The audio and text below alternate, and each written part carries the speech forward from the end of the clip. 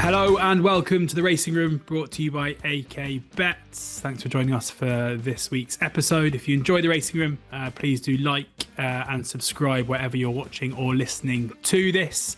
Of course, we are coming off the back of Derby Day on Saturday, and AK, fair to say that it was the right decision for ITV to move the race to earlier so that we could all sit and enjoy the thrilling game between England and Andorra.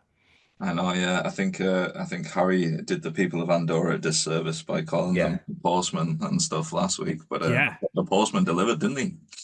Yeah, good stuff. No, a very galling afternoon. There was talk on Saturday that because of the rain that was due, there was a chance that the race was going to be pushed back. I mean, what would have happened then had it been moved? Because presumably it couldn't have done because of the. You'd have had two sporting events that no one was watching, I think, is what would happen. But lucky TC that it wasn't, though, because had it been later, it would have been. I was in a social club about a mile from the track, and the heavens opened around about 4:15, and it was just absolutely terrific. Within 5 minutes, the smoking area. I don't smoke, by the way, but I was in an area where people do. It was an inch thick within about 10 minutes. It was ridiculous. What was the logic of being in a pub and a sign of the times? Was that a real life example of getting to the track and refusing to pay the entrance fee, Tony, or what? Like I said, he'd only brought cash. Yeah, it was quite eye-opening actually, because these social clubs and things like that, it was just ridiculous. I was buying bottles of wine for about £8.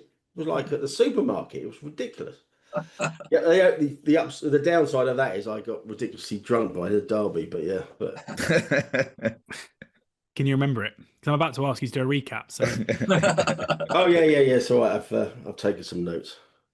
Okay, take us away. It was a kind of reminiscent, I guess, of Serpentine's Derby in a way. Lambourne setting out in front and no one could catch him. Yeah. It was like Lambourne was one of the movers in the week, actually. 20s early in the week and went off 13-2. Won by nearly 4 lengths. A lot of people just decrying it as a blow-par derby, but you can't crab that kind of performance. And the Irish Derby's next for that one. Just a few other stories in the race. The favourite, Delacroix, was on the back foot from the start, got a bit hampered early, was really playing up in the paddock. I think that goes back to a mile 2. The Lion in Winter, there's an interesting story to this, but the form angle is the Dante form worked out terribly. The winner from the Dante finished 17th of 18th. The second finished 18th of 18. The 7th finished 16th from that York race, and the 5th was 12th. So the Dante form worked out terribly. But it was really interesting. Stuart Williams made an observation, which I'm not sure any of the paddock spoofers picked up on, is that he actually observed that the Lion in Winter had dead ringworm on him, and he said it was really noticeable. So the Lion in Winter had a setback early in the spring, but it was unspecified. And it sounds like what Stuart Williams was saying, that he said that horse definitely had dead ringworm because the remnants were still there on his coat on Saturday. So if that was the case, I'm presuming it was still there at York in mid-May. So that's the first I've ever heard of it, and I think he said it to Nick Luck. I think I didn't actually see their Luck on Sunday, but apparently Williams said that to Nick Luck, who was quite surprised because he was just about to interview Aidan O'Brien immediately after. I'm not sure he brought that up, but that was quite interesting. So I don't know if anybody's if that is true. From a paddock watching, that's the most interesting thing I've ever heard regarding paddock. Yeah, I mean, I don't know about it, but if there's remnants of dead ringworm on that horse's coat, I mean, you'd have thought it would have been massively kind of like visible. I mean, if Stuart Williams is a trainer and obviously he knows about these things, so there's no reason to suggest he was inaccurate. Obviously, we had very underwhelming spectacle of ruling court being ruled out the Derby on good to soft ground. Pretty sad state of affairs.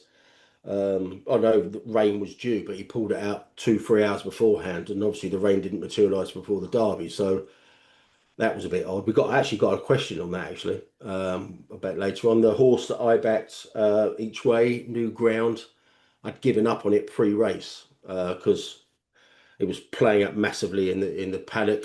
Yeah, so that was the Derby. Aidan O'Brien had the 1-2 in the Oaks. Jan Bruegel won the Coronation Cup for him. Beat a horse in Caland again, third best horse in the world, but everyone's saying that looked a bit doggy. Not sure about that, but yeah, good 2 or 3 days for Aidan O'Brien. And I'm not sure if Anthony's got any thoughts on these Noel Kelly horses that had bookies running for cover and offering singles only, or Hexham and Perth on Friday and Saturday. So over to Anthony. Yeah, Noel Kelly, or as we know him, Noel C. Kelly, in Ireland, just a renowned punting trainer, basically, or renowned stable where runners get punted from, should we say. Yeah, we'd just be absolutely, of all the trainers in Ireland, maybe he's under the radar in England, but having an on-course presence in Ireland, you'd be very, very cautious of any runner from that yard, basically. If I was being asked a multiple early prices, inflated early prices on horses with no form, I'm happy enough to say I wouldn't take it, and I'd hope we wouldn't take it. You just wouldn't want to be exposed to the liabilities, to large liabilities from that yard, I don't think. And if you have laid, I think we're going to probably talk about, there's a few instances, I think the tririccast and the Derby and stuff, when we come on to Epsom and stuff, but there was an incident with obviously Ladbrokes were laying a bet on Irish racing, low grade Irish racing in shops from a couple of weeks ago. I just don't think you want to be accruing liabilities on selections like this and under any circumstances, even to your best customers. Like, I don't think you just want to be accruing liabilities at all. And I think it just shows, might talk about it in a little bit, but just shows the weaknesses of retail. I think just having retail estates being exposed to large liabilities on stuff like this, and even tricasts, even though I don't think those liabilities ended up being too large relative to what they could have been. I think there's a massive exposure there for retail. I'd be fairly negative about retail. Just on the stopping of the multiples, obviously it's a different case if people are trying to have multiples at 9 a.m. on big prices. But we saw some slips where it was after the prices had all gone. I think the second leg, the first leg went in at odds on. The second leg of the one I saw was 13-8, went off 7-2 and got beat. Yeah. Is there not an argument where if to basically bring the price well under what it will be on the exchange, because you're effectively ducking it anyway, because you know that these are horses that are being backed, to then also reject the multiples? You're not already kind of factoring in the related aspect to the bet by having the prices so short. So I can tell you what we'd do. Like you basically, in all these instances where there's a yard or a collection of yards where you think the owner or bets might be connected, your basic aim is to avoid the first wave. Like that gives you room for maneuver, right? So that's the way I'd look at it. You don't want to be holding any kind of bets at first wave. You want to avoid the first wave. Then when the market is moving, when I became aware of it, and it was on our radar anyway by just looking at entries basically. So we didn't lay anything. We didn't get asked anything, I don't think, but I'm pretty certain we wouldn't have been accruing any liabilities on those horses just in the same bet, even if we were asked. The first thing, once they all go through the floor, we get text messages of people in the industry, multiples have been turned off on these horses. Well, that's actually the time where we start getting jiggy. Then that's where we can pivot our strategy. Basically, we then are happy to accommodate what we think is the basement price, and it's also where every other bookmaker that hasn't avoided the first wave can't pivot, because they just don't want any more liabilities on these horses. So we were actually able to be best price in the industry. I think there was 3 horses yesterday that we were best price on after the first wave, basically. And I think I think it's the most optimal way to trade them. But you're also hoping that you don't get hit with one of the bets, essentially, because early on, because that gives you no room for maneuver, essentially. And if you're a big organization with a massive retail presence as well, I think the chances of you being involved in the first wave are probably quite high, and then that restricts your ability to maneuver. Does it also help your ability to trade them, because don't offer best odds guaranteed. So therefore, for them, they have no idea 100%. what liabilities they're laying even at basement price. Yeah, 100%. And then like that's one of the advantages of that for us from a trading perspective. We can bet harder essentially, just in general. Yeah, you're basically just trying to avoid. I don't want any. When I read betting ring reports off some bookmakers and stuff, I think Jesus, we're actually quite small compared to some of these people because I have no interest in accruing liabilities on low grade racing from anyone. Like I don't want huge liabilities on bad illiquid markets, basically, just full stop. And that's where I'd probably differ from some other people, basically. For we all the different ways to skin the cat, etc. But I just think you're very exposed. You're also very exposed to, for want of a better phrase, good customers turning bad and things like that, which is one of the things that you'd be watching out for from a risk management point of view as well.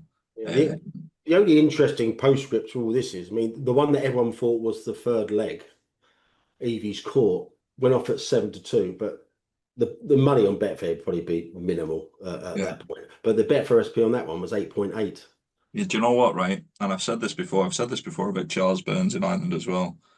It's really strange, right? Because you can get lads running around the ring in Ireland as much as they can get on at 5-1 and 4. There was a Noel Kelly horse and it won at Punchestown. Maybe, I don't know how long ago, a month, 6 weeks ago. I'm not sure what meeting it was. Maybe slightly longer. There was whatever it was. There was a Noel Kelly horse, and it ran in the last race of the day. Someone will be able to find the horse, and I think it went off 9-2, 5-1, and I think on the machine it went off 14.5, and the reason for that was there was lads in the ring absolutely smashing into 6-1, 5-1. I think they were taking 3-1 in the ring at one point, and it went off a hell of a lot bigger. So I think a lot of people get very fixated with a bet for SP that's got no liquidity in it. Yeah. And it's just not, that was fine 10 years ago when these were liquid markets. The bet for SP is a couple of syndicates and there's nothing else to it. Like there's nothing else there. There's not many people playing into it anymore. The vast majority of the trading goes on outside of that. And whilst it is used as a guide, it's not the be all and end all anymore anyway. Okay, let's move on to talk about Epsom, and TC's given us a quick lowdown of the actual racing itself, but the kind of the discussion off the back of the weekend has been around crowd figures, and it was obvious watching on TV that it looked pretty empty when you compare it with pictures and videos of derbies gone by. It's pretty stark to see that people are voting with their feet. We should mention here that the forecast was bad, and thunderstorms and rain was forecast, and I'm sure there will be people who planned on going who didn't turn up, and that will have an impact. But if we look at attendance figures over the last 20 years or so, 5-year average from 1995. This was a tweet from Jason Broughtgam. 1995 to 1999, the average attendance on Derby Day was 42,000. 2000, 2004, the halcyon years, 48,000. 2005, 2009, 41 or pushing 42,000. And then a drop, 2010 to 2014, 36,650. 2015, 2019, 33,000. And the last 3 years, 2023, 25.5. 2024, last year, to 26,838, and then this year 22,312. So that as with a lot of things in kind of hospitality and live events, I'm sure COVID would have played a part, but TC, it's fair to say that the trend was already pretty concerning before that.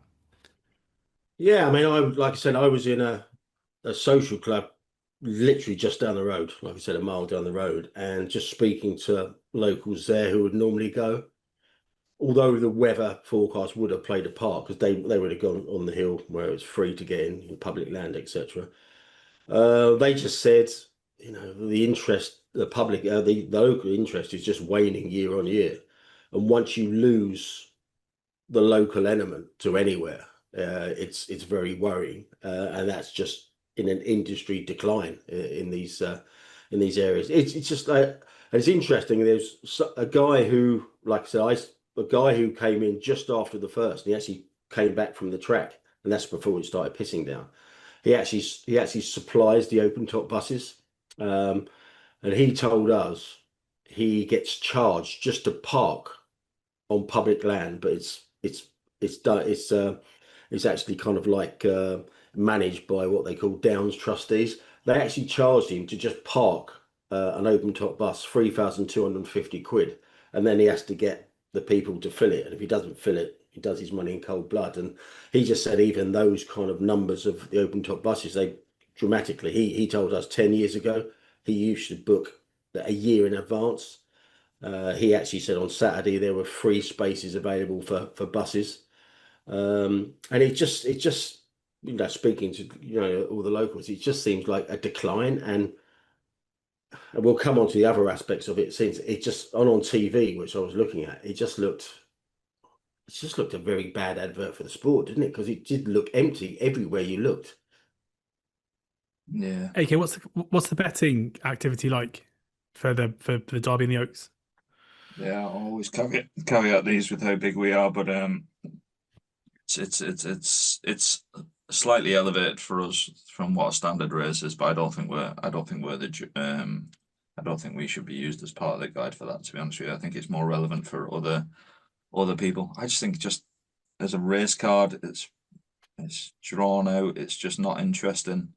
I just don't find the Derby that an interesting of a race from someone who's probably somewhere between a hybrid of a serious follower of the sport and just an absolute layman in the street, and probably somewhere in the middle myself. It's just not an interesting race. It's just not that interesting to me.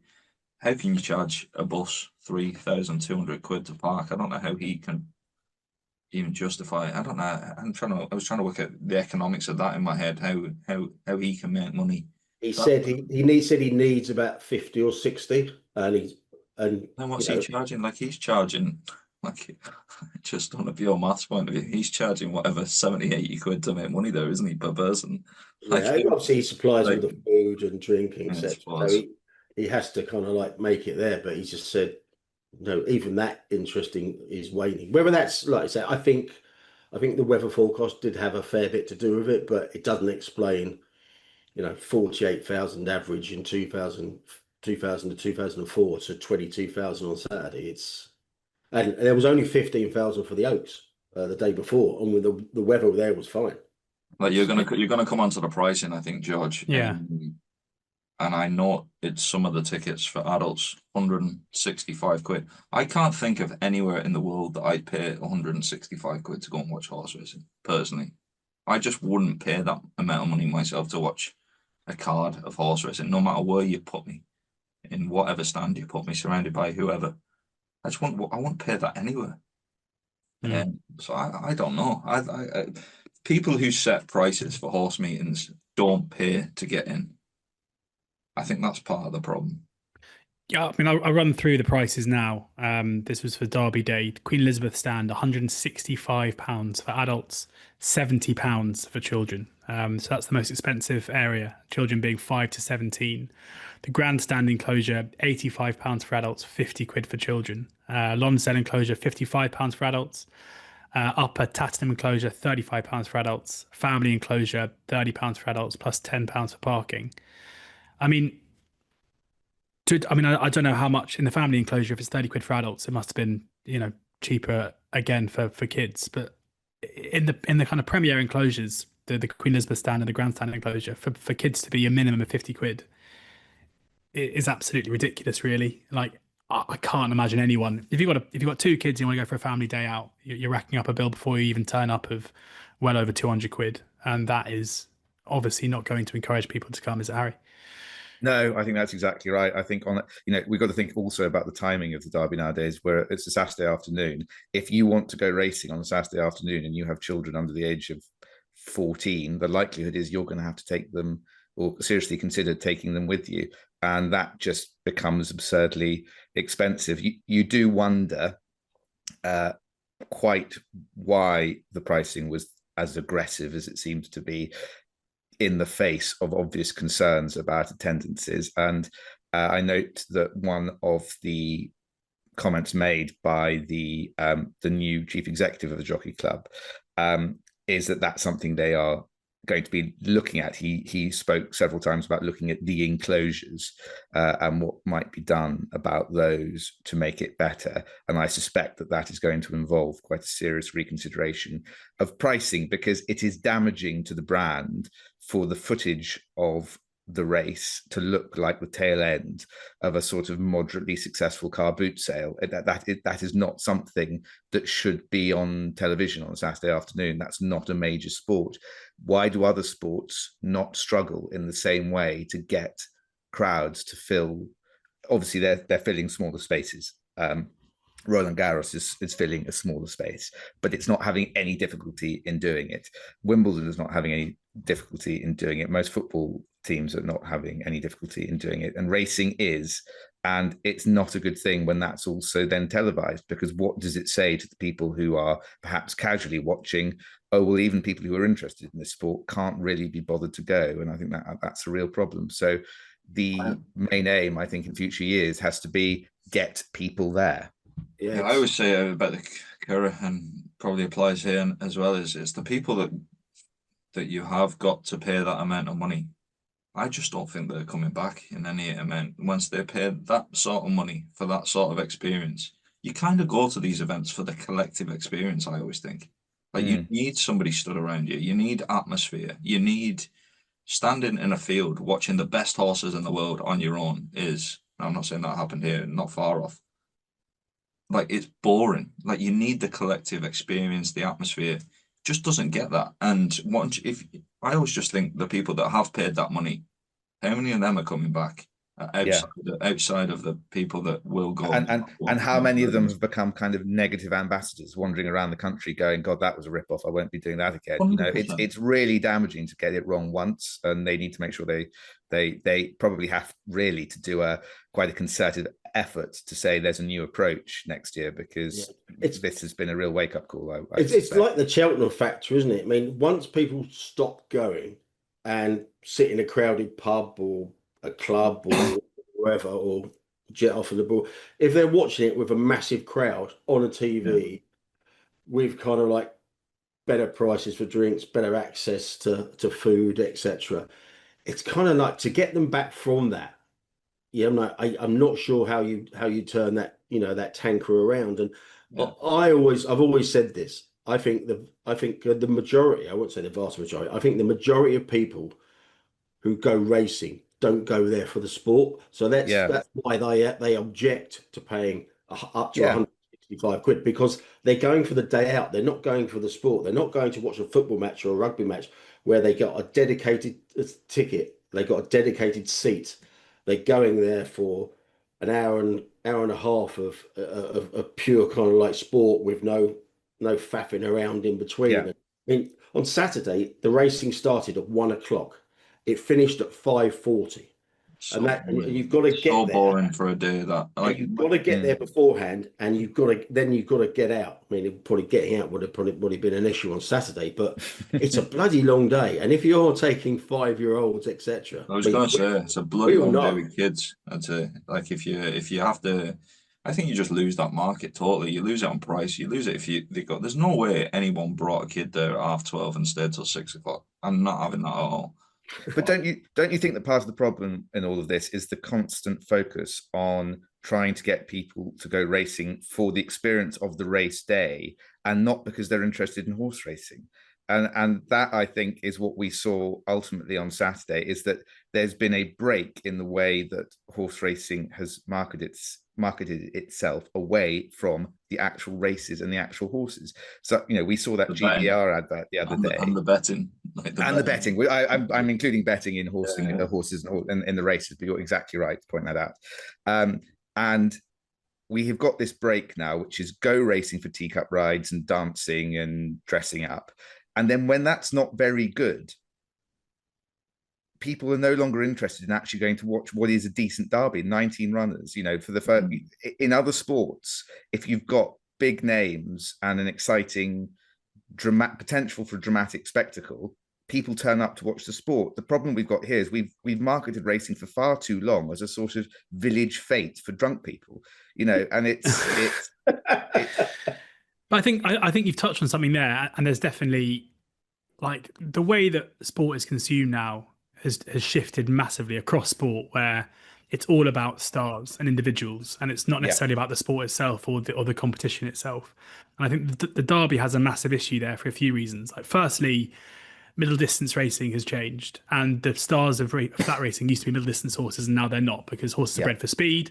Secondly, it's a race at the beginning of a horse's early in a horse's 3-year-old campaign where yeah. No one knows longevity who they doesn't are. exist. No Yeah, one knows who they are, yeah, exactly. yeah. So they're not superstars yet, and frankly, they don't really go on to be superstars for the most part. No, If you look at Derby winners over the last decade or so, none of them go on to be like at the very no. pinnacle of the sport. So, you look at Cheltenham Festival and the attendance is there because these are horses that stick around for a long time, and the horses become celebrities in their own right, and people go and see them. Whereas in flat racing, especially at 3-year-old, that just doesn't exist, and No. there isn't. If you're at Epsom and you're trying to market the Derby to come and see the stars, what do? You can't. Come You're and see right. Delacroix. It's like, who? Yeah. But what it would be, George, if those horses you could trust them to go on to be stars, then Yeah. I think that would have some excitement. And it is one of the huge problems that racing faces, and it's heavily linked to the bloodstock industry, is that horses don't race for long enough. So they don't build up a fan base because they're not around long enough. They are obviously to more of an extent in jump racing, but ultimately what people want to go and watch live sport for is drama, and knowing the people involved in that sporting drama, and knowing the participants in that sporting drama. Racing's just not doing that at the moment, and that's what it's got to do. The other thing that the other strand of what I thought about this topic was, did you see it marketed anywhere? I don't go on Facebook or Instagram, but I'm on X as well. I didn't really see it being promoted on there. I went on the Great British Racing, Twitter account, and it wasn't really kind of like pushing it there. And they have in years gone by put it on the tube, and I don't think they have this year. We've got the Ascot U one is everywhere, but in some years they do try and sell and the way they try to sell it to the kind of London Chancery Lane crowd is it's an opportunity to get dressed up, which in other words it's just like Royal Ascot. But I don't think that they have been doing that this year, so you may well be right. Yeah, I don't know. And like I said, the Jim Allen, the new kind of like course manager there, I sent round his article in the Racing Post this morning. I found some of the comments there. It's as if he's defeated already. Now, he comes with quite a big rap, Jim Allen, and he's from the States. And he's going to bring in a lot of stuff from there, apparently. We'll come on to the Derby poem in the question section. But this is just one thing he said in the Racing Post today. I just can't believe he actually said this. He said attendances at the Derby have been declining, but I think a lot of focus has been put here, and it's not really the most important number. We're very hopeful our customer experience scores will be very high. And that's very much akin to Simon Michaelides said about at the start of the Great British Racing initiative. I mean, if you're a manager of a racecourse at a cash-strapped group like the Jockey Club racecourses, if you aren't focused fully on getting those numbers up, then what are you doing? Well, he should be, but I think it is. I think that he's right that the starting point is for people to have a good customer experience, so that they go out and tell people they've had a good customer experience. They want to come back, bring their friends. It was perhaps slightly strangely worded, that section of it, because it did suggest that he wasn't that bothered by attendance figures. But I think that if you listen to what the Jockey Club was saying as a whole, they were relatively straightforward about being disappointed and realizing that they had to do better. Yeah. Barry Pennington, Bookie Baz on Twitter, said pricing out the coaches on the hill and stopping barbecues and gazebos has ruined the hill enclosure.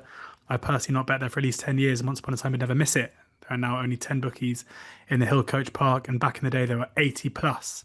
JCR needs to do a U-turn across all of their tracks. They need to go back to basics. Thoughts on that, okay?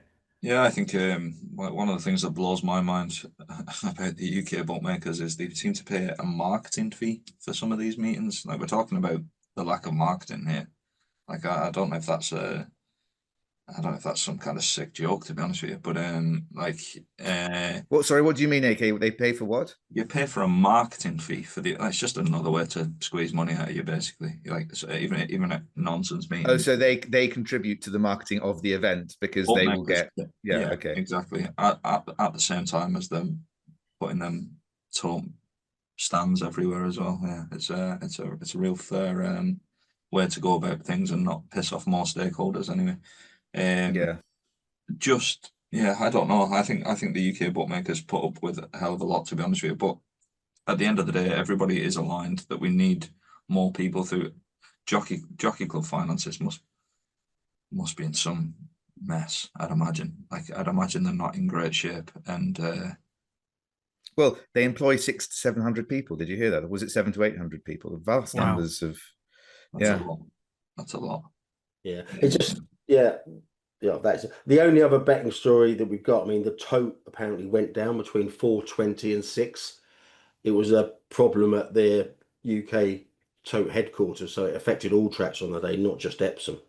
Um, and apparently they were trying to get manual kind of like settlements using the Hong Kong price, because the Hong Kong and the Whirlpool was all right, but the actual tote headquarters looked to have gone down for best part of 2 hours. So I spoke to a couple of people, including one who actually works for the tote and sales. So I spoke to him this morning, and he said, yeah, it was bad. But one thing I would say, just being trying to be positive about it, he just said if any customers got a winning ticket and they can collect any of the 56 courses where BritBet, which is the on-course tote operation, operate, or send the ticket into their head office. The numbers and the information's on the back of the ticket, and they will pay.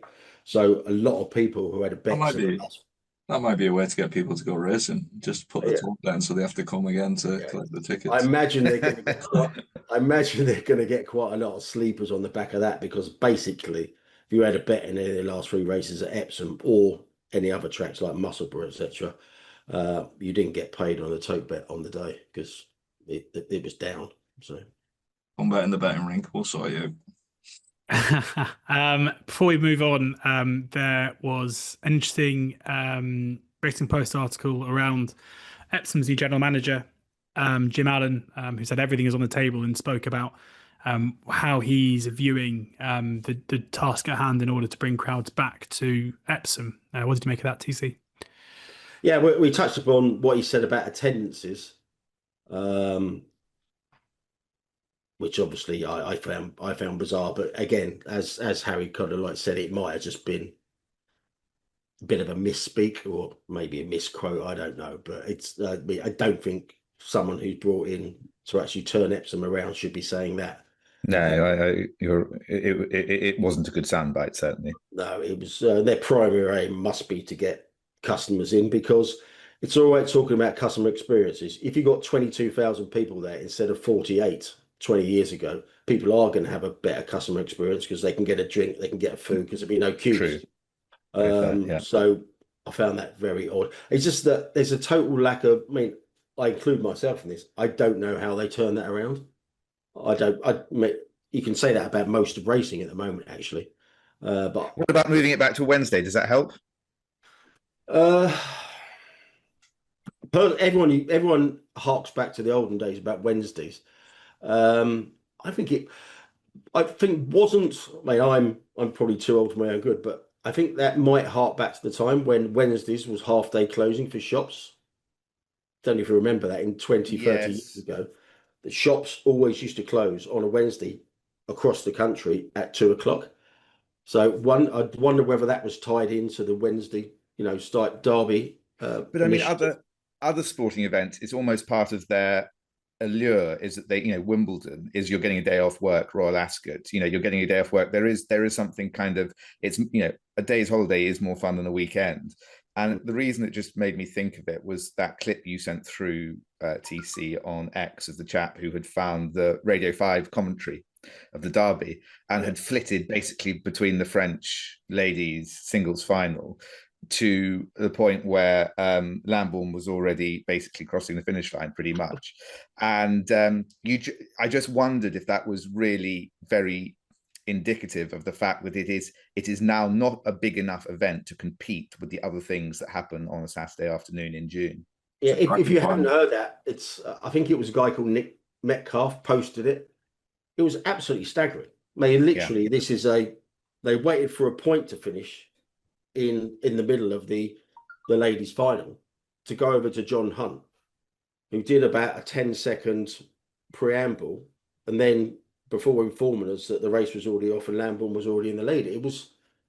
It shows you how far the Derby has come down the pecking order. But maybe Wednesday is worth a go. I don't know, but I think the Melbourne Cup's on Tuesday afternoon, isn't it? And they make a big point about the race that stops the nation, etc. So maybe it is worth a spin, but I think the money men will probably put the block on that, wouldn't they? Yeah, I suspect so. Yeah. Two cracking French Open finals before we denigrate the French Open. That was absolute pure sporting drama. Yeah. Really good fun. Is there also, given that it's not a kind of stellar, if you look at other big races and the festivals that surround them, it's hardly a great card over the racing at Epsom. Is there any argument to put the Derby and the Oaks on the same day? Because like Oaks Day attendances aren't great either. Yeah, I think we've got a couple of questions on this.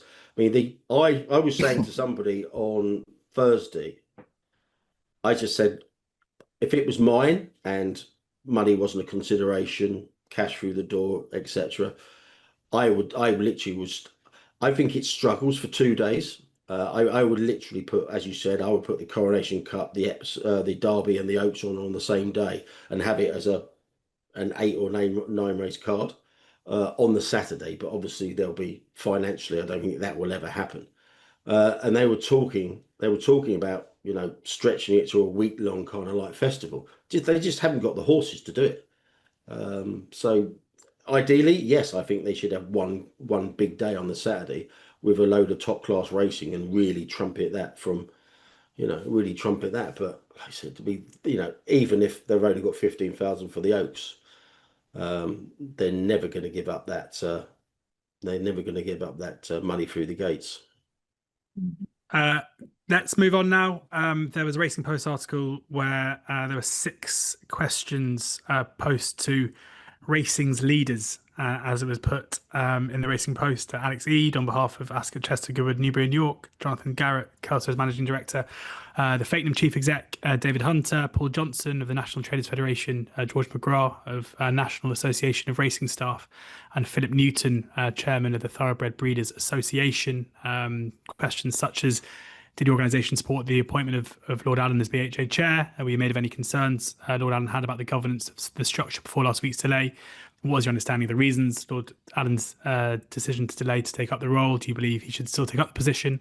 Do you believe the current governance model allows for timely and effective decision making? And what responsibility does your organisation or the wider stakeholder group it is part of bear for the current leadership vacuum in the sport? Harry, what do you make of this?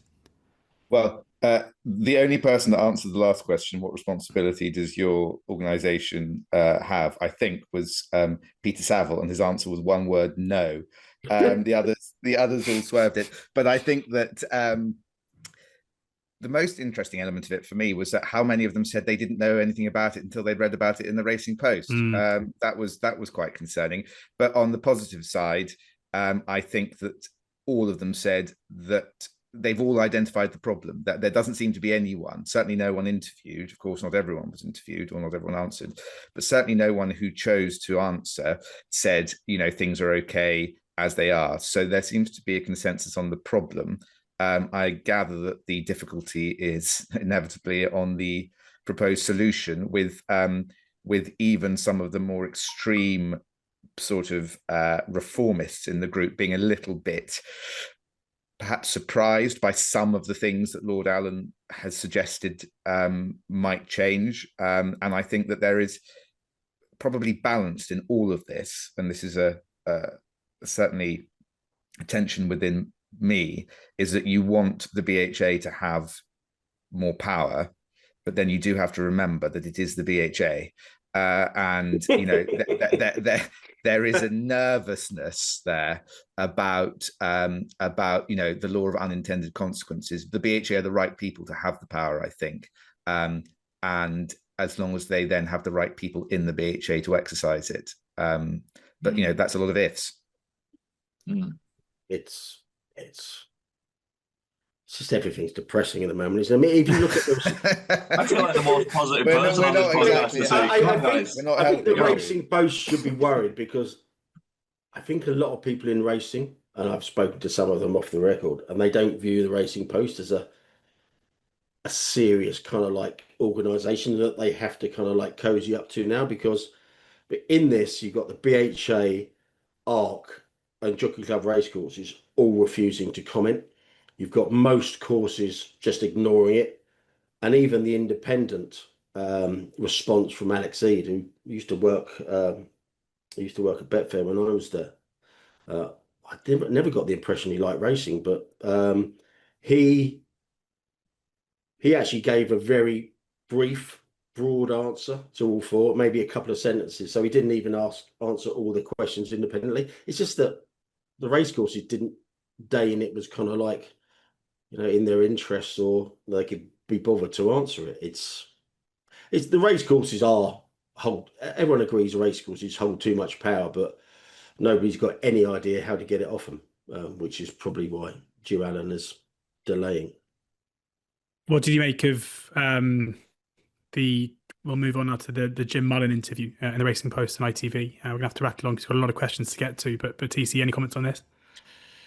Again, I just thought there was nothing there, was there? I mean, again, I have the utmost sympathy with his position. He's been brought in to kind of like turn Jockey Club racecourses' finances around.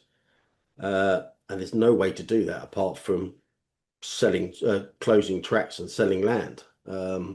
We might as well just bring on to, Leopardstown have sold some land, 17 acres of land, and they're building some houses on that, affordable houses on that. Presumably HRA have got some money back off that, but we've had it before with Jockey Club Racecourse when they flagged the idea of selling some of Kempton's land. And there's a lot of kind of like, you ever been to Kempton? It's just masses of area where obviously, and the Kempton racetrack isn't, only a tiny bit of it is even used, but they just can't do it because they didn't get the planning permission. But when you look at the declining Cheltenham numbers and the declining Epsom numbers, where are their fortunes going to be turned around if it isn't by closing racetracks? Which is obviously very worrying. Anything to add? Okay, Harry? No, they should sell some of that land. Hopefully, like it's probably the easiest out of everything they've got if they can somehow turn that situation around. That's just, selling. That's what they call selling the family silver, isn't it? I mean, it's not a long-term solution. It's not long term, but there's plenty of silver there. Here's the bookmaker of you coming out. Yeah. Like it's Leopardstown is that land in I don't know what it's like to be honest. Kempton, I'm assuming it'll be worth plenty, but the land in question, Leopardstown's right on the M50. It's ideal again from a value perspective. You've got governments that seem to be desperate to build housing and affordable housing.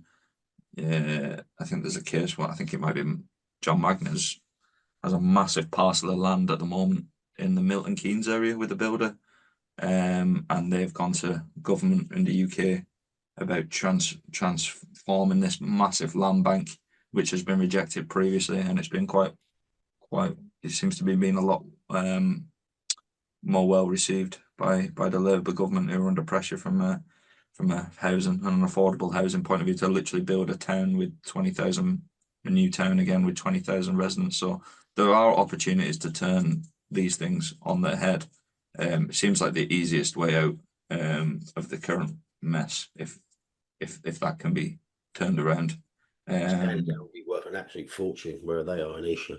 There's too many tracks. There's too many tracks. If you've got land, like it wouldn't even affect. I don't even think it'd affect Kempton if they sold some of that, would it? If they were able to. No. It seems like the absolute. It feels like a no-brainer if you can. Well, Kempton, they've got their own race. They've got their own train station, but that area around Hampton Court is gridlocked at the best of times. So I imagine that's the reason. They just haven't got the traffic infrastructure to handle any homes. Let's get on. We've got loads and loads of questions to get to. Thank you to everyone for sending them in. We'll kick off with Danny M.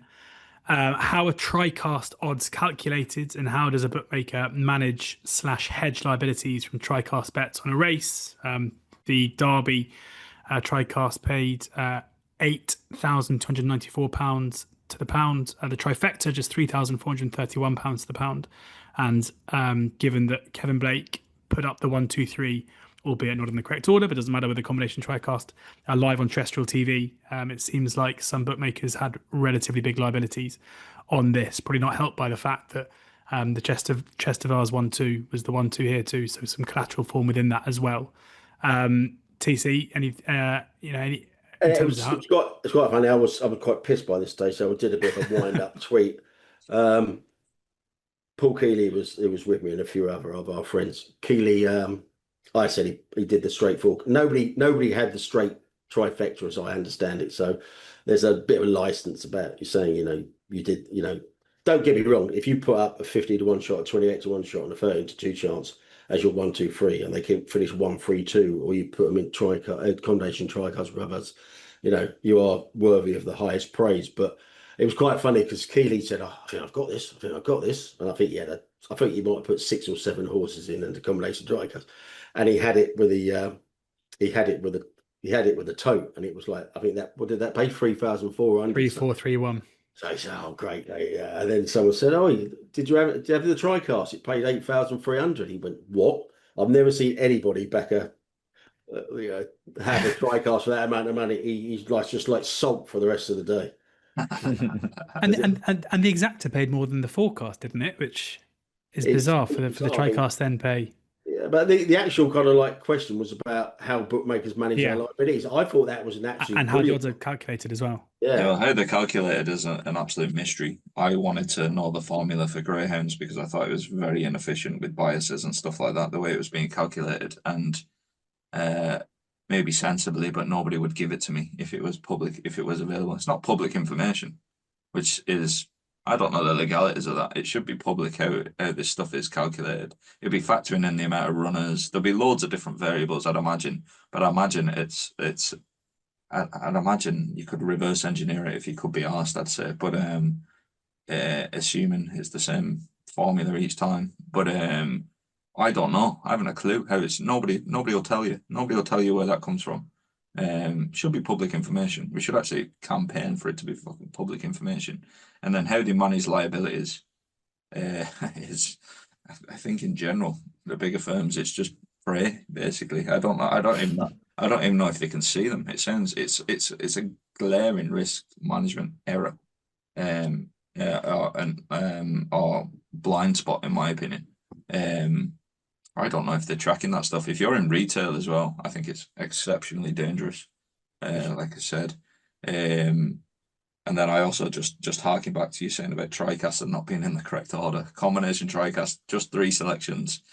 You can divide your payout by 6 to get the true odds. It's like when somebody says, it's like when the Racing Post always winds me up, or ATR or whoever will say, Willie Mullins had a 400 to 1. Oh god, yeah, don't get at Navan today. Well, he had fucking 17 runners, and he didn't win one of the races, and he won 5 of them, and he had 3 runners in each of the other 5 races. Like, he didn't have a 1,700 to 1 5-fold. Like, it's a total misrepresentation of the numbers, as is saying somebody landed an 8,000 to 1 TriCast. That didn't happen from what I see. It didn't. But they got the order right to order, is what we should say. Yeah, well, the thing about it was that a lot of people put up 4 horses in particular and said, fair play to the only person I've actually seen say that was Robbie Wiles in the Racing Post. He actually put 4 horses there and said do combinations. I actually think he said combination swingers, so he's obviously missed a bit of a trick there. But yeah, I mean, he's the only one I actually heard say do these in combinations, etc. But it's brilliant if you put the first 3 in any order. Fair play. Oh yeah, definitely, I agree with that for sure. I messaged my mates racing group on Saturday morning and said, "Go back in Lambourne. Surely you've got to have the forecast with the one that came second, and none of us did it. So that's my. To be honest with you, That's- judging by the interview on ITV, I don't think Kevin Blake did it either. No, I know. No, that was the first thing I thought. But yeah, fair play for tipping it up. But I think it shows you, it might potentially show you how many people bet their own stuff. To be honest with you, because I don't think he had that bet, so he would have been fairly excited, I'd say. Yeah. Imagine having to go on live TV, having put up a potential 8,000 to 1 winner and not even backed it. Right. More sick than anything, yeah. Yeah. Danny, again, 2 questions. I was in the grandstand enclosure for both days. This year they had a much bigger area available, about a furlong's worth. I've never heard it used like that, class. With seating and food options, very big change from the previous layout, and in my opinion, a really positive one. Shame more weren't there. So a nice kind of positive spin on maybe those listening who are thinking about going next year, that, you know, if you do go, especially if the sun shines, it could be a good day out. Andy Barton, is it possible to market the Derby along the lines of the race that stops a nation, etc.? The Grand National always seem more popular with non-racing folk, but might not fit in with modern day sensibilities. Harry? It sounds better than the race that got moved for the Andorra match, anyway. Strap line. Was that me, George? Yes. Yeah, I think that we just, a very short answer, we need to stop worrying so much about sensibilities. That ship has sailed. We need to worry less about gambling, about betting, and less about welfare in racing when we're moving forward. Welfare is very important, but we need to, it is part of the problem at the moment, is it's holding the sport back. Betting, lads. Betting is the thing that you'd move from 10th in the priority list to number 1, and you'd see a decent uptick, in my opinion. It's almost like you're involved in the betting industry, AK. Yeah, slightly biased, but it's like literally staring me in the face. Just like change that from bottom to top, and you'd get an uptick. It's like that drunk guy at the Melbourne Cup, isn't it? Keep bloody punting or something like that. I think he might use a swear word in there. A few questions now on the card. Kim and Chris Robertson, Epsom Derby crowd on the rail side look desperate on TV. Have they priced the casual racegoer out of attending? Shouldn't the Hills Downs be free or minimal charge of £5? Build the atmosphere, engage families, future racegoers. There'll be future paying punters. Sam Maguire, thoughts on the Derby undercard? Has to be scope for the Coronation Cup and the 3-year-old dash to switch days. Feels very low-key stuff. What's supposed to be a marquee day in the calendar? Alan Whitaker, Epsom, their Derby day card attendance figures and why people aren't going, why there are about 9 other meetings on the same day. Surely the Derby should be a special standout, not one day with all the best races unless Dross or back to its original Wednesday slot when it was packed out. Yeah, and then I'll do one more and then we can kind of cover them all off. JD definitely concur with the opinion that the Derby day is a turn-off. The card for Derby Day is a turn-off. Needs better races to make the spectacle more enduring and not purely a one race. The Winter Jumps Festivals are stacked with great races alongside the feature. Could it become one day and make it a cracker? TC, plenty to get into. I think we've dealt with all of those in the main section. So if you're only tuning in for the question sections because you're giving one in, you're going to have to scroll up to the main body of the show to get your answers. Yeah, bad luck. You're going to have to actually listen to the show. If you're going to hear the answers to that. Anything to add on any of that, guys? What was the Derby poem, lads? I didn't see this. What? Oh no! Right. Is that a question? We've got a question on this coming up. Yeah, we do. So the next one is that Ivor Weatherly. What's your thoughts on the Derby poem read by Richard Hoyle's Money Well Spent or a complete wet? So basically, some guy said. Waste of time. I'm assuming is how that ends. Basically, it got read out over the tannoy just before the Derby, but apparently there was a glitch, so everyone missed the start of it, which might have been a bit wishful thinking. On the radio, was it? Anyway, Richard Hall obviously reads the questions thread. He got in touch and said, because one of the questions thread, it was like kind of like, you know, a good earner for anybody involved. He said he didn't get paid for it. He did it for Jim Allen, who's just come from the States, and apparently they read Derby poems out before the big races over there. So, fucking hell. What? I mean, Derby poems over here. I mean, no. But yeah, it's an Americanization thing he brought in. So I don't think you'll see the light of day again, will you? It's a bit weird. Bit weird. On Andre Jordan, the watering of the course on Tuesday. Discuss, Tony. This is your wheelhouse. I thought this was a bit overplayed, actually. I actually wrote an article on when he did it on the Tuesday and said it was ballsy idea to do it because the weather forecast was pretty grim. He only put 5 mil on, but it exercised a lot of people. And because I quite like the guy and I have quite a few discussions with him on direct message on X, I'll give him a pass there. But I did text him I did DM him on Saturday morning and said, good luck today. Hope the weather is kind to you. And he said, that's very kind of you, blah, blah, blah. Yours sincerely, Ballsy. So he actually obviously read what I wrote about him. And so his nickname is now Ballsy with me. But yeah, he got away with it before the derby, didn't he? But a lot of people said it was unnecessary to put 4 mil on. And I think they actually got away lightly on the same day with 3.4 mil. And the area, you got a lot more than the course did, so they got away with it there. But it was only 5 mil. People talking about like it's 50 mil, but yeah, it's they got away with it. Ian Mackey, interesting to hear the new Jockey Club CEO interviewed on the Nitlock Daily and ITV Racing, and he seems to be at pains to keep mentioning the chair of the Jockey Club, which isn't a great look considering her track record of destruction. Could it be that he's just going to do her bidding for her and toe the line? Ian's words, not mine. Harry? Yeah, well, maybe she could employ a £39 billion track and trace project to find people to come back to the derby.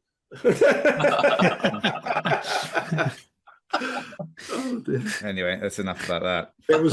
I think there was quite a funny response to that. Just say anybody who doesn't know what Dido was thinking. What's a Welsh singer got to do with horse racing? But yeah, it's I don't know the relationship between the chairman and the CEO. Does chairman wield more power?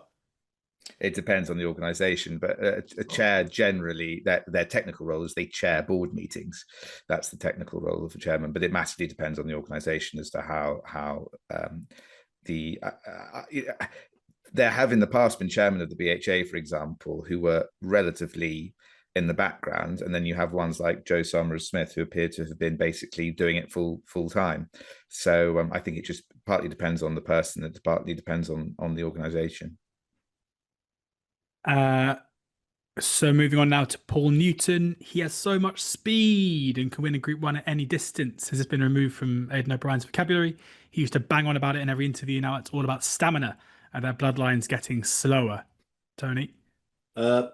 I don't know, but obviously they just brought Storm Boy up from Australia as their speed sire in waiting. So that didn't go too well first time up, but not sure that's the case. Speed is still very much on the agenda. Master marketeer, Aidan O'Brien. I'd stick him in charge of that 3.6 million. There's nobody better at marketing than that man.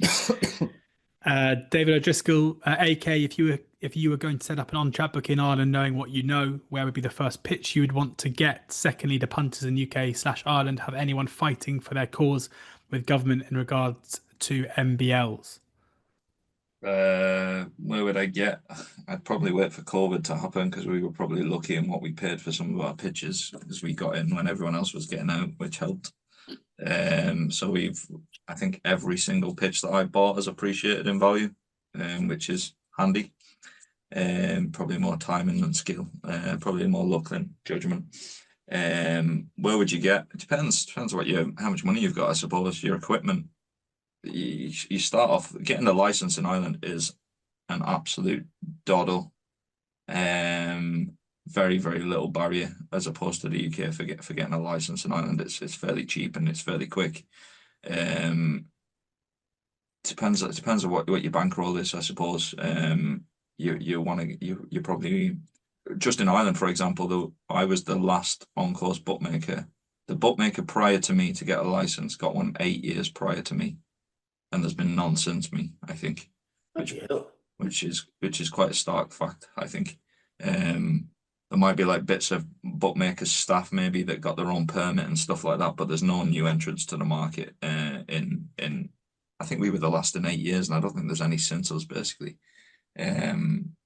which is quite interesting. So there's not huge demand to get into the game. And if you look at some of the crown numbers, you can probably appreciate why. It's all about footfall and the relative price you're paying. I suppose there's a million factors. If anyone actually wants to chat about it, you can, because I'll happily speak to anybody at the track when I'm at the track about it, but and give you my best advice. But loads of different factors basically, and there's probably nowhere to learn them apart from on the ground or by speaking to somebody who's already in the game. It's not like, for example, the prices that historically have been paid for pitches in Ireland, you won't find any value bar the odd public auction, like David Power's pitches being for sale, for example. There's no resource, whereas in the UK everything's documented. Anything that goes through an auction, sales online on the website for all 50 odd tracks, there's a big database of previous prices paid basically. But in Ireland, you have to learn quick. I thought you were going to say Ray Mulvaney's cover pitch. Yeah, as I always call them, the five families, the ones that have the historic families that have it's been not passed down. I don't know the specifics of them or anything, but there's the Grahams, the Mulvaneys, the O'Hares, the old names. There's not many people coming in from the ground up. It's kind of the family business. A few more. Moscow Flyer 2002. What do you make of WL, Wayne Lauden's ride in the Oaks? Should he have received any punishment under the non-triers rule? And yes, I had him backed. I had him back to Moscow Flyer, but I think that would be a bit extreme, albeit to look a little bit weak, TC. I went back and had a look at on the back of that question. I think he's being a bit harsh. And also, if he had him backed, it's a filly, so he wasn't. Yes, I had her backed, or maybe him, the jockey. Maybe he. No, I think he's being a bit harsh there. Yeah, I think it would have been a pretty big scandal had anything come to pass there. Albeit it didn't look like a great ride, carrying your money. Danger, much was made of the fact that Desert Flower had ran all of her races on the straight course. In the old days, the Mayhill and the Fillies Mile were run on a turning track. Same also happened with Racing Post Trophy, etc. Why the change? Boring, but I don't care. TC? The preface to that was I blew him off in a previous question saying it was boring, but he's even outdone himself there talking about turning tracks. Yeah, but yeah, he makes a very good point. But I'm not involved in race planning, so we have to deal with what we got, don't we?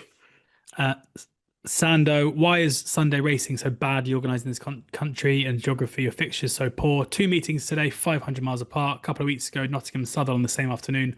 Obviously down to fixture ownership, but it has to be in the best interest of the sport and the best interest of all to get sorted. I've often wondered this, especially given in Ireland you have top class racing sometimes on Sundays on a day where everyone's off. Why over here it's such a non-event? Harry? I think it's historical, really. We didn't have racing on Sunday until relatively recent. There's also quite a lot of stick from the various representatives of people who work in racing who say they don't have enough time off as it is and are generally not mad about Sunday racing. So I think there's quite a lot of sort of reluctance to really push Sunday racing from within the industry. In terms of why they are miles apart, I've never understood that. One of the things I always think is a pity is when you have a big race day on a Saturday and you might be getting people really interested in it that day, and they like, right, I can see what racing's on tomorrow, and they're confronted with a sort of all-weather meeting at Wolverhampton on a Sunday afternoon. It's not really going to capitalize on that interest perhaps from the day before. But yeah, I don't know. I should think fixture politics is quite complicated to deal with. Just very brief. I know we got to go. My theory on this is we marketed racing over here as basically a day on the piss, especially towards the invades, etc. People, if you do on a Sunday, people don't like rocking up for work on a Monday. Absolutely, that's a good point. Do they? Yeah. It's all right waking up at 11:30 on a Sunday morning and getting a McDonald's, etc. But on a Monday morning, it's a bit hard. It's a bit harder, isn't it? If you got work. Yeah, that's probably true. I wonder if that's reflected in the experience of the racetracks when they try and do it, that they just don't get the numbers for that reason. Whereas in Ireland they don't care.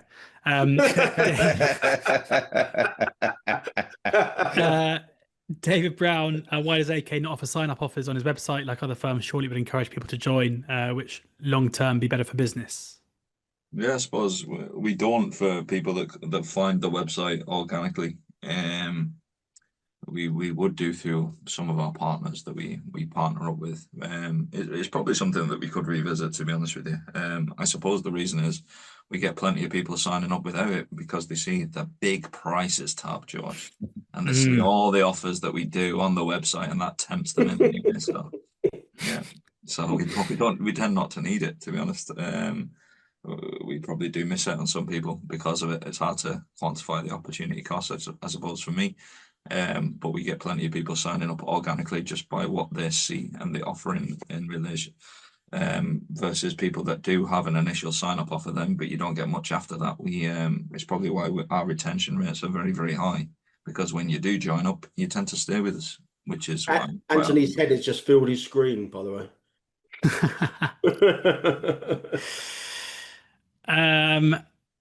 Yeah, Robert Hain, not a question as such, but playing a promotional video about ruling court going for the Triple Crown on big screens just before the derby was off shows a lack of joined up thinking. TC. I went back to him on this because I could not believe this happened. Obviously, ruling court, I think he got taken out about 3 hours before the race. So if they're talking about the Triple Crown just before the race, I imagine it's just they had to do it because Bald Fred had obviously sponsored the race. But for them to play it out and nobody to actually just to told them that actually the horse had already been taken out, so the Triple Crown wasn't on the agenda, was, I don't know, sums racing up, marked 147, doesn't it? It's bizarre, but apparently it happened. Indeed, bookie battles with the 15 defendants in the election date betting scandal due to appear in the court on Friday. Do the panel think the GC have their priorities wrong? And do the panel believe that we'll ever see the GC bring a prosecution for cheating at gambling against a gambling operator, Harry? we won't see a gambling operator accused of cheating, because there are far easier things to do under licenses and under the Gambling Act to do to operators. We don't know enough about what it was that happened here. It is easy to dismiss this as not a very big deal, but we just don't know what these individuals actually knew. And we have with the caveat that I'm not sure the Gambling Commission are necessarily the right people to be dealing with this. We have to remember that these people were potentially in possession of very, very sensitive information, very privileged information. And if they did just march out of a meeting into a bookmaker's and place a bet on the basis of that information, that is exactly the sort of thing that should be cheating. Now, we don't know that's what's happened, and I think there are going to be nuances about the differences between an edge and corrupt information. But until we know more about what actually happened, it's very hard to pass judgment on whether this is a sensible prosecution. A lucky a day. Can you ask AK how odds checker decide on bookmaker positions? Why are they last? Guess you might not be able to answer, though commercially sensitive. My former employer and someone I still work for, so me and AK are both walking hot coals here. Anything you want to say? Yeah, it's left to right usually. More expensive positions on the left, cheaper positions on the right. They're not too cheap on the right, I can promise you. But they are in relation to those on the left. Yeah, that's what it is. Like we've been offered moves up and things like that, and moving from 24 to 20 and stuff like that. But it kind of suits me. It probably suits me being next to my new neighbours on the grid as well, to be honest with you, for the time being. So it's happy enough, to be honest. Grumpy Punter, is the simple truth for lack of crowds at the likes of Epsom and the other festivals just symptomatic of the constant attack on betting by affordability and restrictions? You cannot sell a day's racing without the betting. The two are married together. AK, given your comments on this before, I think you'd agree. I don't know if it's just the people I knock about with or just my social circles, but nobody would be interested in horse racing if you couldn't have a bet on it. The only people I know, even friends who don't really follow it, only go racing just for it's the day out and it's to have a bet.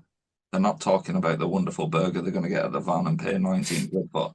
Like, it's punting and having a good time. That's literally it. And I've never discussed families and what teacups we're going to play on this afternoon and this kind of thing. It's literally punting whether we can have a good time for a few hours that's literally it. And selling us, we're fucking pretending if it's not, basically. It's got 90% of its hand tied behind its back racing if it's not going to market, if it's going to try and market itself without marketing what AK is right, that is what people like doing when they go racing. Particularly, funny enough, particularly people who haven't done it before. You know, that is what really grabs them is the fun of betting, and betting is fun, and in most cases it is not harmful, and we've just got to try and wrest that narrative back as best we can, that the vast majority of people bet safely and they enjoy it, and that it's really central to the future prospects of horse racing. Like I just think if you're at the track, right, even your first day at the track or whatever, there's a race coming up. How much time do you spend talking about where you're going to buy a burger from, and how much time do the laymen spend? What horse are we going to bet here, and how are we going to bet this horse? Like it's chalk and cheese. Like everyone is. Just if my mum and dad go racing, no interest in gambling, racing, or anything. They're not. The only thing they're texting me about is what am I betting here? Like what's the bet in this race? What's the betting? Like, and that's people that have absolutely no interest in it. If you've got them to go racing, so all the conversations are from that. It's not like it's not fucking what am I like worrying and all this crap. It's like literally what I'm betting on. Like I just think you're totally missing it if you're pretending that's not it. It is it. It's literally the most important thing, I think. I think poems and limericks are the way forward. I think. Gary, NUFC. What does Anthony think will be his worst result in the US Open Golf this week? It's interesting. It'll be one of four things. It'll be Scheffler. I think it'll be DeChambeau. Myself personally, top price 8-1 with AK bets. Is it an issue? Is it an issue that Rory's going to be double figure price? Well, this is it. He's out to, like, we pushed him this morning to best price 12-1, I think. So he's 12-1 with us. You can rack up liabilities. It could also be the fourth option is someone will have 500 each way on Matthew Pavon at 400-1, and that'll be our biggest liability. Like it could be that one bet, or it's more likely to be DeChambeau. I'd say. Is that who you put up at the Masters? That Pavon? Yeah, I like Pavon. He's different, Gary. He's missed a cut by 8. He's done me a few turns as Matthew. Yeah, Matthew. He was on the roll call. He was on the roll call for the potential third child's middle name. To be honest with you, it was either him, Xander Schauffele, or Rory Sabatini. I think. But, Sabatini with his hat. Who's the bet? Put you on the spot here. Honestly, I should have done a bit of work before this, but I haven't looked, to be honest with you. I do all my research today usually, and into the morning before the tea time. So I'll tell you after they've finished tied 73rd and missed the cut. Let us know on the WhatsApp group. Finally, Simon Knott tweeted a question to you, Tony, around something in his Star Sports column. I'll read it out quickly and you can comment on it before we finish up. Before racing, I heard a horror story from Ian Ricks and Ricky to most of us. In short, formerly placed a successful £5 accumulator on football with a big high street firm in a shop, but not one local to him. So it's 5 weeks before he went to withdraw. When he was told it had already been paid. When he did so, he was told it had already been paid. It can't have been paid because the winning slip had been on Ricky's kitchen table all that time. If it had been paid, you'd have to be Miss Marple to work out who'd have been likely to have had what looked like a sleeper. The firm, rather than span a rat, didn't pay the man with the winning slip, Ricky, his winnings. He's not going to IBAS to fight it. It beggars belief. What's happened to our game? Justice for Ricky. Pay the man. 41 for Anthony on Harry. Yeah. It's not an IBAS issue, so I wouldn't go to IBAS at all. I don't think. I don't think it is an IBAS issue anyway. All these things are time-stamped, CCTV in the shops. They're going to keep it for 6 months, so you'll be able to see the exact time your man placed the bet. If he's got the slip still in his house, you'll be able to see the exact time it was scanned for payout. If it's a coupon, it's impossible to, like, sometimes if you lose a slip, they make you write it out in the same handwriting, for example, to prove it is your bet, and the same style as the bet that you've lost, for example. So if it's a coupon, there's none of that, so there'll be no clone slip there or anything like that from a handwriting perspective. It'll all be time stamped. Your problem, I suppose, is dealing with customer services. That's the problem. Why assume is a bigger firm and how much effort they'll have to put into this, and whether they can be bothered doing that for you. He's the whole point. Brilliant. The whole point of a betting slip is it's evidence of the bet having been struck. He's got the betting slip, unless they can prove that that's some kind of fraud. It's game over. But he's just going to have to go through. He's just going to have to go through the loops. It's a night. It's honestly, there's nothing worse for us, even on course, if someone loses the slip, because you get people coming up to you. If it's a big day, you might have took 1,000 bets that day, and they'll say, "George, you remember I did that bet with you, and we had a chat." And it's like, I've had 1,000 chats today. Like, the problem we have on courses, if you lose the slip, there's a 28-day grace period in Ireland anyway. So you give them a form, you give them an email address, you send in the bet details. If nobody collects that bet in the next, because if someone presents the slip, you're in trouble. Yeah, you have to pay them. So if a fella's lost the slip on the track, we have to. It can sometimes lead to trouble, but you're trying to explain it to them logically. If someone presents that slip, I have to pay them out. It's their slip. Yeah. They're presenting that slip to me on the race course. After 28 days, you can then pay them. Say that was unclaimed. You've now claimed that slip because it's and that's how it should. That makes perfect sense. That's how it should work. Specifics. Yeah. If you've got the slip, I don't know how you can not pay the. You can't. It's absurd. I seem to remember Bernard Marantelli going through the courts on a similar issue to this. I wonder what happened with that. I remember that. On course. I'm not sure about what actually happened in the end, but I think it settled. I think I remember reading him tweeting about it settling. I think they paid up in the end. Yeah, that was an interesting one from a bookmaker perspective. Again, I think it's probably the wrong person to be doing it to as well. Yeah. Dog with a bone, and then there's Marantelli. Yeah. That brings this week's episode of the Racing Room to a close. Thank you very much for taking the time to watch or listen. If you haven't already got an AK Bets account, go and get one. As AK said, AK's big prices up there, and with the US Open Golf, I'm sure, as ever, you'll be ultra competitive with pricing. Lots of bold numbers. Big prices, big rewards, no sign-up offers. Come and join us. Look on the odds checker grids. Look for the ones that aren't bold, and that's who AK is backing for the US Open. Cheers, guys. We'll be back again next week. So speak then.